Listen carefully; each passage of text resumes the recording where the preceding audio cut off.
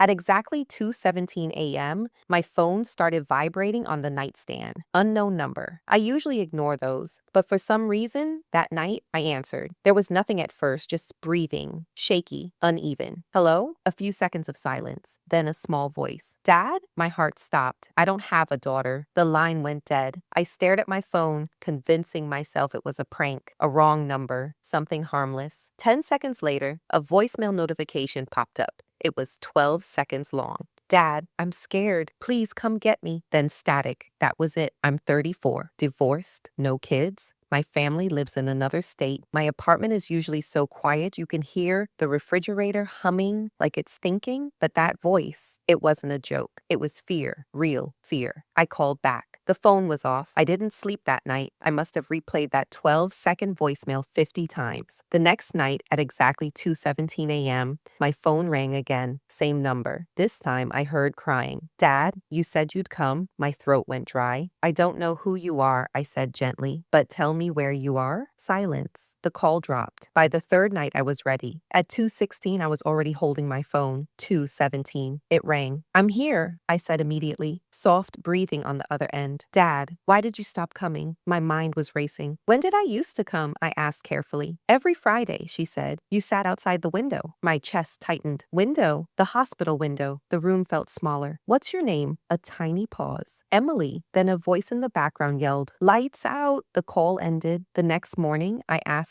a friend who works in law enforcement to help me trace the number. It led to an old prepaid phone registered near St. Mary's Children's Hospital. I drove there immediately. At the front desk, I asked, Is there a girl named Emily here? The nurse's expression softened in a way that prepared me for bad news. Leukemia ward, she said quietly. Room 214. She couldn't have been older than 9, bald from chemo, IV lines taped to fragile arms. There was an empty chair by the window. The nurse spoke gently behind me. Her father passed away 6 months ago. Car accident. I swallowed hard. He used to come every Friday, the nurse continued. Even when she was asleep, he'd sit outside by the window so she'd see him when she woke up. She thinks he's coming back. I felt something crack open inside my chest. The phone? I asked. She found his old prepaid phone in a drawer. Sometimes she dials random numbers, hoping. I stepped into the room. Emily, she looked at me carefully. Are you, she started. I walked to the chair by the window and sat down. I'm sorry I'm late, I said softly. Her eyes lit up. Dad? I could have corrected her. I didn't. I just said, I'm here. She smiled. The kind of smile that doesn't happen often in hospital rooms. After that, I came every Friday. We read stories, watched cartoons. I told her about the outside world, about dogs in the park and food trucks downtown, and how the sky looked before a storm. I wasn't her father, but I was someone who showed up. Chemo was brutal. Some days she didn't want to talk. Some days she just held my hand and slept. Then one night at 2:17 a.m., my phone rang again. This time it was the hospital. I drove faster than I ever have in my life. The room was quiet except for the steady beeping of machines. Emily opened her eyes when I walked in. Dad, she whispered. I took her hand. I'm here. She gave the smallest nod. I wasn't scared, right, because you came. And then the monitor turned into a single endless tone. Her funeral was small. Afterward,